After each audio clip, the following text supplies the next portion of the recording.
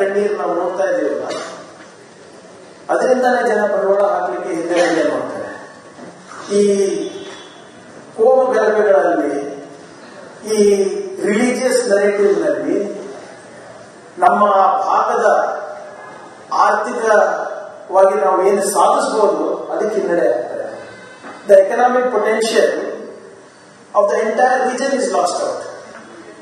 ಇದು ಯಾಕೆ ಹೇಳ್ತಾ ಇದ್ದೀವಿ ಅಂದ್ರೆ, ಇದು ಇದರಿಂದಾನೆ ಇದೇನು ನಾವು ರಕ್ತ ಕಣ್ಣೀರು ನಾವು ನೋಡ್ತಾ ಇದೀವಲ್ಲ, ಅದರಿಂದಾನೇ ಜನ ಬಂಡವಾಳ ಹಾಕಲಿಕ್ಕೆ ಹಿಂದೆ ಮಾಡ್ತಾರೆ. ಈ ಕೋಮು ಗಲಭೆಗಳಲ್ಲಿ, ಈ ರಿಲಿಜಿಯಸ್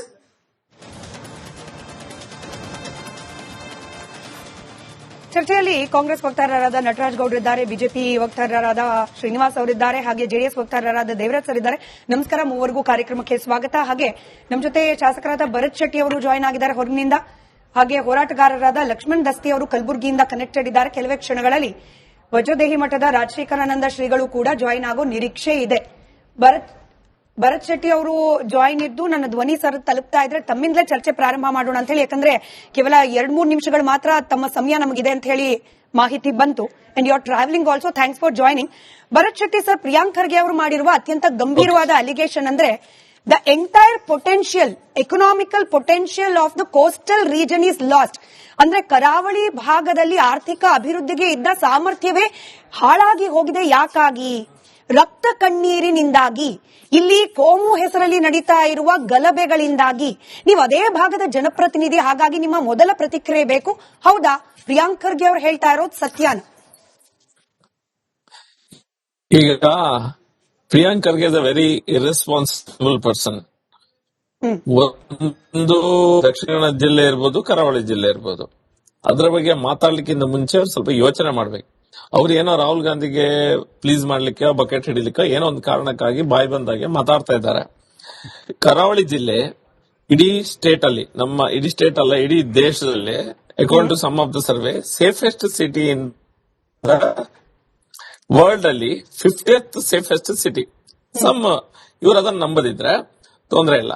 ಈಗ when it comes to tax collection, ಕರ್ನಾಟಕದಲ್ಲಿ ಬ್ಯಾಂಗ್ಳೂರ್ ನಂತರ ಸೆಕೆಂಡ್ ಹೈಯೆಸ್ಟ್ ಟ್ಯಾಕ್ಸ್ ಕಲೆಕ್ಷನ್ ಆಗುವುದು ಮಂಗಳೂರು. ಬೆಂಗಳೂರು ನಂತರ ಹೈಯೆಸ್ಟ್ ಕರ್ನಾಟಕದಲ್ಲಿ ಜಿಎಸ್ಟಿಪಿ ರೇಟ್ ಇರುವುದು ಮಂಗಳೂರಿನಲ್ಲಿ, ದಕ್ಷಿಣ ಕನ್ನಡ ಜಿಲ್ಲೆಯಲ್ಲಿ. ಇಲ್ಲಿ 8 ಮೆಡಿಕಲ್ ಕಾಲೇಜ್ ಇದೆ, ಹಲವಾರು 20 ಹತ್ರ ಇಂಜಿನಿಯರಿಂಗ್ ಕಾಲೇಜಸ್ ಇದೆ. ಎಲ್ಲಾ ರೀತಿಯ ಅಭಿವೃದ್ಧಿ ಆಗ್ತಾನೆ ಇದೆ.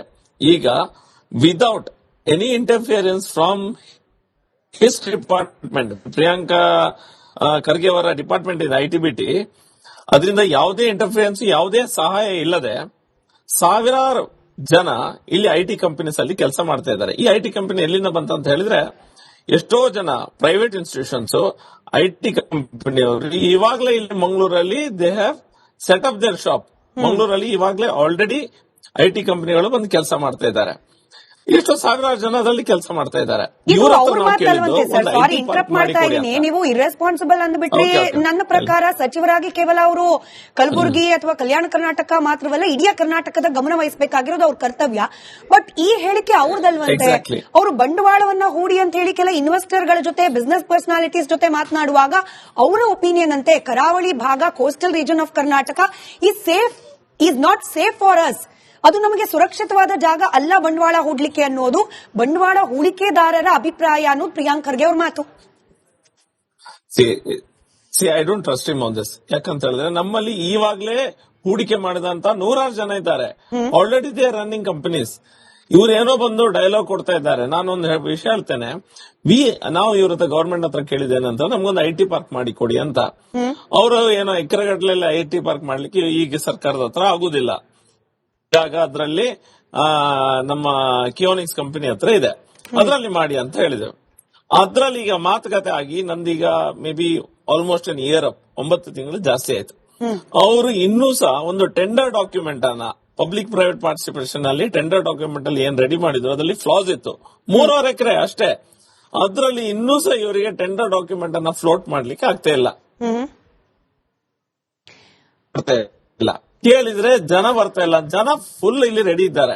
ಇವರ ನಮಗೆ ಅವಶ್ಯಕತೆ ಇಲ್ಲದೆ, ಸರ್ಕಾರದ ಇಂಟರ್ಫಿರೆನ್ಸ್ ಇಲ್ಲದೆ ಇಷ್ಟುವರೆಗೆ ಕರಾವಳಿ ಜಿಲ್ಲೆ ಇಲ್ಲಿನ ಸಂಸ್ಕಾರ ಸಂಸ್ಕೃತಿಯಿಂದಾಗಿ ಬೆಳೆದು ಬಂದಿದೆ. ಆದ್ರೆ ನೋಡಿ ಪ್ರಿಯಾಂಕ್ ಇಲ್ಲಿ ಇನ್ನೊಂದ್ ಎರಡು corruption ಪ್ರಶ್ನೆಯನ್ನ ಇವರ- ನಿಮಗೆ ಕೇಳಿ, ಇನ್ನೊಂದ್ ಎರಡು ಪ್ರಶ್ನೆಯನ್ನ ಕೇಳಿ ನಿಮ್ಗೆ ರಿಲೀವ್ ಮಾಡ್ತೀನಿ. ನಾನು ಉಳಿದ ಪ್ಯಾನಲಿಸ್ಟ್ ಗಳ ಹತ್ರ ಹೋಗ್ತೀನಿ.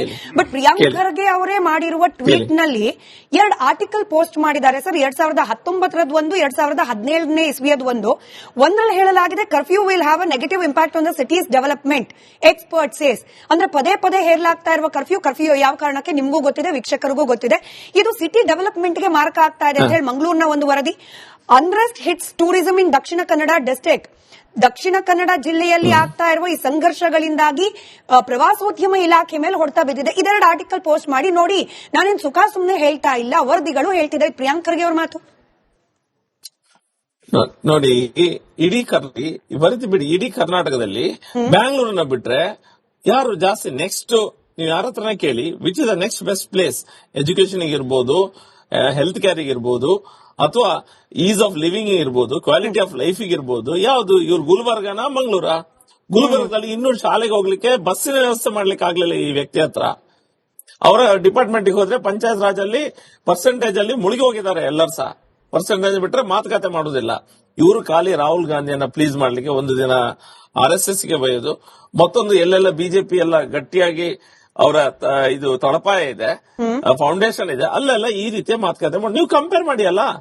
ನೀವು ಇಡೀ ಕರ್ನಾಟಕದಲ್ಲಿ ನಾನು ಆಗ ಹೇಳಿದೆ ಹೈಯೆಸ್ಟ್ GST ಪೀರಿಯಡ್ ನಮ್ದು, highest health care best, one of the best health care system. ಸರಿ ಸರ್, ನನ್ನ ಕಡೆ ಪ್ರಶ್ನೆ ಹಾಗಾದ್ರೆ ಪ್ರಿಯಾಂಕ್ ಖರ್ಗೆ ಅವರ ಈ ರೀತಿ ಹೇಳಿಕೆಯ ಉದ್ದೇಶ ಏನಾಗಿರಬಹುದು ಅಂತ?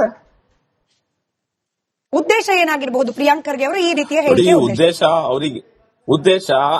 ಉದ್ದೇಶ ಇಲ್ಲಿಯ ವ್ಯವಸ್ಥೆ ಸರಿ ಇಲ್ಲ, ನಾವು ಬಂದ್ರೆ ಮಾತ್ರ ಸರಿ, ಆ ಟೈಪ್ ಏನೋ ಒಂದು ಮನಸ್ಥಿತಿಯಲ್ಲೇ ಮಾತಾಡ್ತಾ ಇದ್ದಾರೆ. ಒಂದನೇದಾಗಿ ಅವರಿಗೆ ಡೆವಲಪ್ಮೆಂಟ್ ಮಾಡ್ಲಿಕ್ಕೆ ಅವ್ರ ಹತ್ರ ಆಗ್ತಾ ಇಲ್ಲ. ಇಡೀ ಕರ್ನಾಟಕದಲ್ಲಿ ಇರ್ಬೋದು, ಮಂಗಳೂರಲ್ಲಿ ಇರ್ಬೋದು, ದೊಡ್ಡ ದೊಡ್ಡ ಕಂಪನಿಗಳೆಲ್ಲ ಹೈದರಾಬಾದ್ಗೆ ಹೋಗ್ತಾ ಇದೆ, ಬೇರೆ ಬೇರೆ ಕಡೆ ಹೋಗ್ತಾ ಇದ್ದಾರೆ. ಇವರಿಗೆ ಆ ಕಂಪನಿಗಳನ್ನ ಉಳಿಸಿಕೊಳ್ಳುವಂತ ತಾಕತ್ ಸಹ ಈ ವ್ಯಕ್ತಿಗಾಗ್ಬೋದು, ಈ ಸರ್ಕಾರಕ್ಕಾಗ್ಬೋದು ಇಲ್ಲ.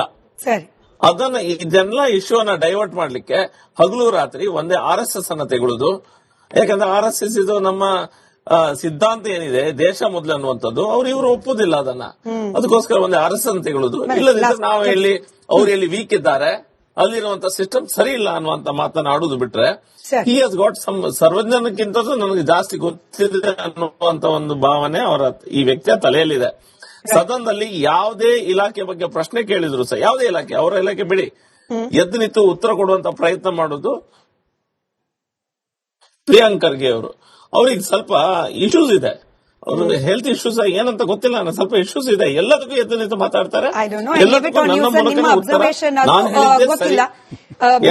ಅಬ್ಸರ್ವೇಷನ್ ಇರಬಹುದು, I don't know. Anyway, thank you so much Bharath Shetty ಅವರೇ ಇಷ್ಟೊತ್ತು ನಮಗೆ ಸಮಯ ಕೊಟ್ಟಿದ್ದಕ್ಕೆ. ಹಾಗೆ ನಾನು ಉಳಿದ ಪ್ಯಾನಲಿಸ್ಟ್ ಗಳಿಗೆ ಕ್ಷಮೆ ಇರಲಿ ಇಷ್ಟೊತ್ತು ನಿಮ್ಮನ್ನ ವೇಟಿಂಗ್ ಲಿಸ್ಟ್ ಅಲ್ಲಿ ಇಟ್ಟಿದ್ದಕ್ಕೆ. ನಟರಾಜ್ ಗೌಡ್ರೆ, ತಮ್ಮಿಂದಲೇ ಈ ಪ್ಯಾನಲ್ ಡಿಸ್ಕಷನ್ ಅನ್ನ ಪ್ರಾರಂಭ ಮಾಡ್ತಾ, ನಾವು before we get into politics